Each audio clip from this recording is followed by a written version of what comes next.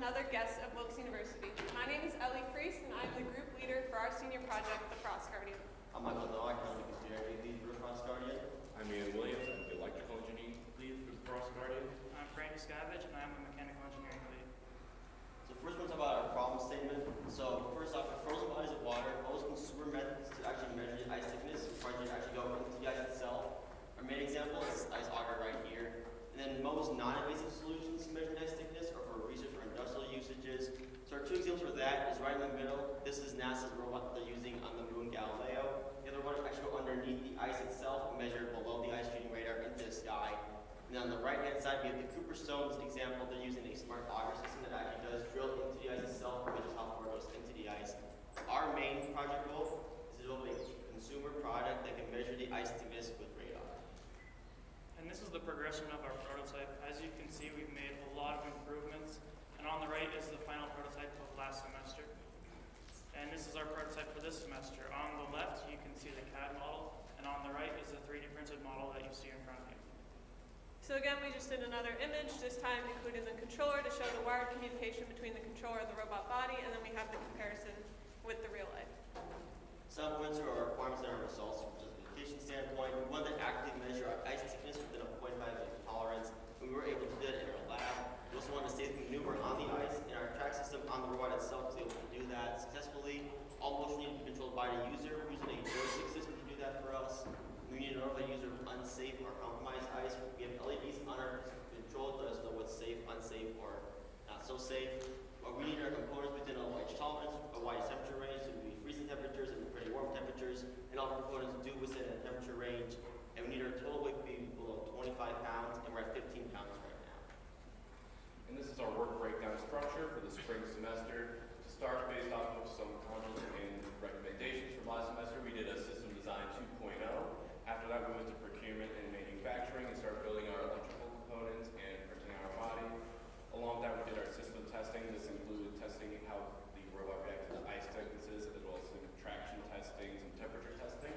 And lastly, we had our spring deliverables, including this final report and our final paper. And this is our schedule from last semester into this semester. As you can see, we are coming into the end of our spring deliverables. So then next, I wanted to go over some of the constraints and standards that we followed during the creation of our project. In terms of constraints, we had to first and foremost focus on health and safety. So we make sure that the user is aware of any pinch points within the track system itself, the specific absorption rate of the antenna, and the sustainability and wildlife impact that the antenna can have. And then in terms of economic constraints, we were given $500 from the department, and we have a time constraint of 2 semesters to complete this project. Next, in terms of standards, we looked at ASME drawing standards while we were creating our project. And in terms of our eligible design standards, as Elliot mentioned before, we need to watch out for human exposure to electromagnetic fields, as well as energy levels as well. And we're also following the FCC regulations as well for our EMAG, for our waves. And since phones have 0.6 watts coming out of them right next to your ear, our system only uses 100 milliwatts, so we're in a safe range for us. And then for our NSB Code of Ethics, we need to follow 2 main ones, just make sure we follow the safety we offer on the health of the public. We'll make sure our judgment isn't overruled that can damage the public as well. So then next, going into our budget, our actual budget spent, as I mentioned, we had $500. We spent about $135 of that dollars, primarily on electrical components and the motors itself, and then we also bought some filament for 3D printing. Along with our department budget spent, we did a real-life budget, and this is just if someone contracts us out to a company outside of Wilkes University. To start, to pay 2 mechanical and 2 electrical engineers, we came out to an estimated $25,920 throughout the 2 semesters. Along with that, we have our lab testing facilities. This includes MATLAB, PSpice, AutoCAD, as well as the lab equipment such as the frequency synthesizer and the signal generator, and the Warlock supercomputer down the hall, and that came out to $20,940. And some pre-owned parts we had. The most costly of that is a Quicksynth frequency synthesizer, and that brings that to $60,400. And including our Wilkes department budget spend, that brings our world budget total to $107,395. So then next, going into our mechanical design, we have our controller itself, which is wired to the body of the robot. The controller has a joystick, which allows for forward, backward, left, right, 4-directional motion. Also, when you press down on that joystick, that's how you do the antenna measurements. And then we have an on-off switch, which is how you turn the robot on and off. We created an initialization sequence so that way the user knows that the robot is fully turned on. And then we have our 3 LEDs, red, yellow, and green. If the ice is less than 4 inches thick, it'll indicate red, which means it's unsafe to walk on. If it's between 4 and 5 inches, it'll indicate yellow, which means stay cautious. And then if it's greater than 5 inches, it'll indicate green, which means it's safe to walk on. And then next we have our antenna holder, which is in the front of the robot itself. And then that is how we were able to keep it at a specific height for our measurements. And then moving on to the design of the robot, the body is made up of 3 different pieces. The lower main section, the lid, and the gasket that goes in between them. The tracks are made up of 2 different pieces, a PLA base and a TPU traction pad. And on the back we have the sprocket assembly, which is made up of a sprocket and 2 pins, which directly connect the sprocket to the motor. Up front we have the idler wheel assembly, which is essentially 2 brackets that have a spring between them, which puts tension on the system through the tensioner wheel up front, and we have 2 idler wheels in the middle to guide the track system. Along with this, we have our electrical design. This is for our RF system. We need to first see how the Vivaldi antenna reacted to different ice thicknesses under a different frequency range. So to do that, we fill the ice bucket up to 6 inches, put water underneath it, and we gradually decrease the ice thickness by 0.5-inch intervals. And we measured the S1 parameters, or reflected signal seen by the antenna, from 100 kilohertz to 13 gigahertz. And with that, we have a graph here of how the S1 parameters are over 2 to 3.5 gigahertz. These are frequencies we used for our project. If we had the Quixel, we would probably use a bit of a higher frequency.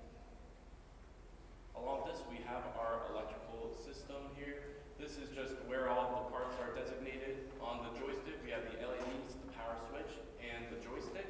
And connected by the 10-foot cable here is to the robot, and we have the 12-volt power supply, the TNC 4.1 board, as well as our motor control L293D, our RF circuitry, our EMI noise filter, our power regulation circuitry, and our low power differential. Just as well, we also have our RF signal design flow. To start, we have it go from the signal generator. This signal generator splits its signal to the mixer as well as a bidirectional coupler. This bidirectional coupler sends its original signal to our antenna, which sees a returned reflected signal, which is sent back to the coupler to be mixed with our original signal to give us a DC signal to be amplified by our LM741 to be read by the TNT to measure the ice thickness. And now going to our state machine for the computer side of it. When you first initialize the system on the top, different LEDs will turn on. So first the red LED turns on, then the yellow will turn on, then the green one turns on. Then when the system is ready to go, it all turns off all the LEDs for you, and then it's waiting for a user input. So you can use a joystick to move forward, move back, left or right for motion control. Then when you want to make a measurement, you do press the joystick, and then the robot will stop the taking measurement. And then going more into our actual software for the measurement system, we get the first obtained theoretical ice thicknesses from the lab. We'll use this data for like a lookup table, and then we go into our actual function. First, you would read the DC voltage off the signal at 2.5 gigahertz, and then it'll compare the theoretical values that we have from the lab with the measured values that we just took, and then it'll increment like a matching count within a count of 51 millivolts plus or minus. So it's within that tolerance range, and then it puts a count for that one ice thickness. Okay, if it's 1.5, this count will increase, and it checks at 2.0 inches, then 2.5 inches, and so forth. Then you repeat the same measurement for 2.8 gigahertz and 3.0 gigahertz. Then at the end, it finds the ice sticks by seeing which count is the largest of similar readings, and then it says that LED will turn on as LED measured before, between less than 4 it's red, between 4 and 5 it's yellow, and above 5 it's green. Our only limitation right now is that it does require an external generator. We tried using the quick synthesizer, didn't work too well for us, but then we got an external generator to generate our frequencies, and we use a joystick command to then execute each individual frequency change. Then going to our testing, so on the left-hand side here, this is what's in the lab measuring the DC voltage, and as you can kind of see on the DMM there, it's in millivolts reading. So we went back to the lab and put our entire system together. We had to change our readings just because the body itself did change some of our data. We added an LM741 inverting op-amp to increase our voltage, because our TNT board can't read that low of millivolts reading. You have to get a little more of a range to it, so that's where we added the op-amp. Just as well, we did our temperature and battery life testing. For our battery life calculation, we measured the current going through the battery at full load, and that came out to 1.423 amps per hour, averaging that our battery will last for about 3.5 hours under maximum load. Just as well, we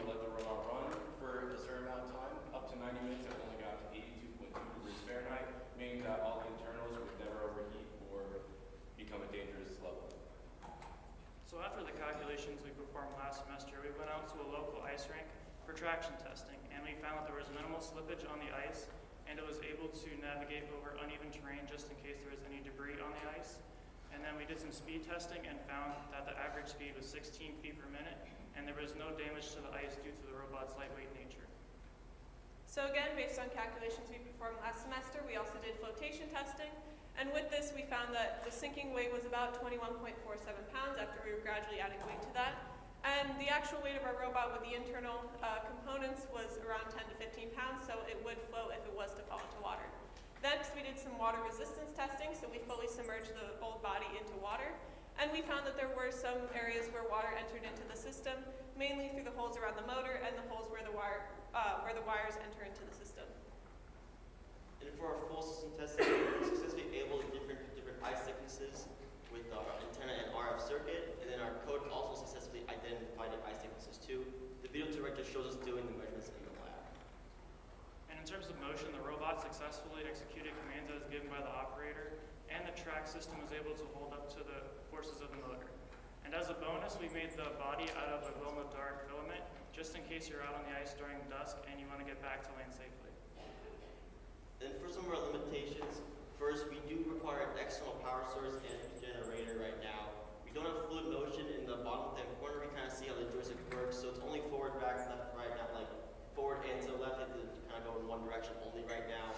We only have data for up to 6 inches, so anything larger than we cannot read at the moment. And we do have a limited communication range due to the wire connection between our controller and the robot. Some future improvements would be to integrate the QuickSync frequency synthesizer. We're trying to use SPI communication for that, and we just couldn't get it to work successfully for us. We would also add in speed control for our motors, change different speeds with the robot. They would also probably add an LCD screen or 7-second display to the actual controller to show the actual ice thickness to the user. It would also implement wireless communications to be farther away from the robot itself on the ice. So then next, going into mechanical limitations that we have, during our testing, we noticed that sometimes the track pieces had a tendency to come apart. And then also the sprocket pin on the motor would occasionally snap if there was too much loading or when the tracks came apart. And then, as I mentioned before, the robot's not completely waterproof, so this leads to further improvement. So we would redesign the track pieces to ensure that they were more securely connected, and then also using a stronger material for the motor pin. And then we would focus better on how to seal the motor, like around the motor and around the wire hole, using either a gasket or some kind of silicone material. Next, we would like to thank and acknowledge those who helped our project along the way, specifically our advisor, Dr. Spooney, and then also Dr. Carey. Thank you. Any questions?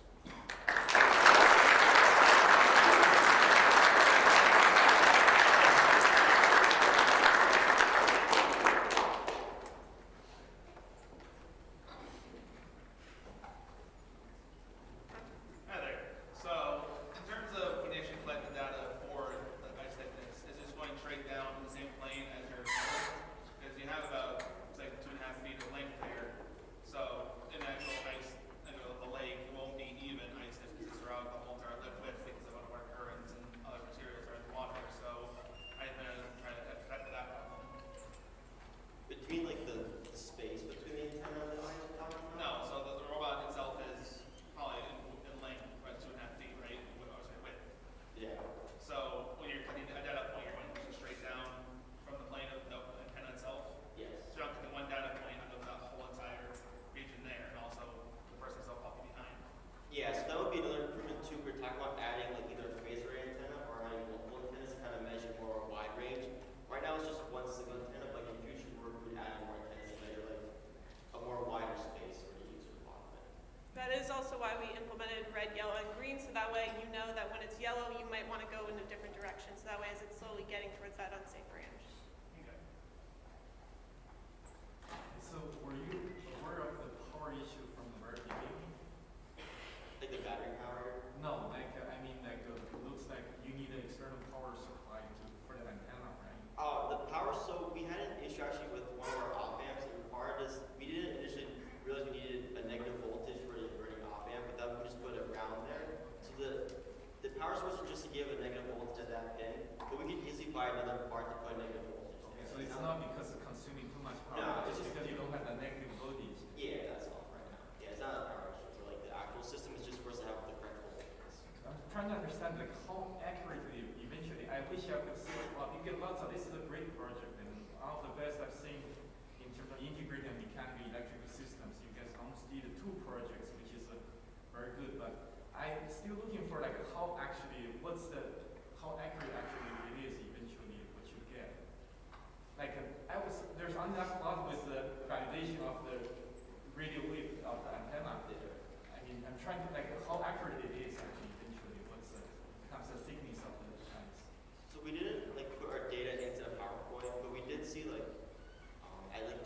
5 gigahertz, some of the voltages they like match for that, but then we added the other two frequencies to get better reading. So like if they matched at 2.5 gigahertz, they didn't match at like 2.8 or 3.0.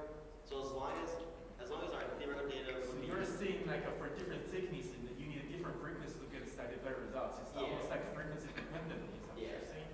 Well, how would you justify that? the frequency. Yeah, and how would you explain that?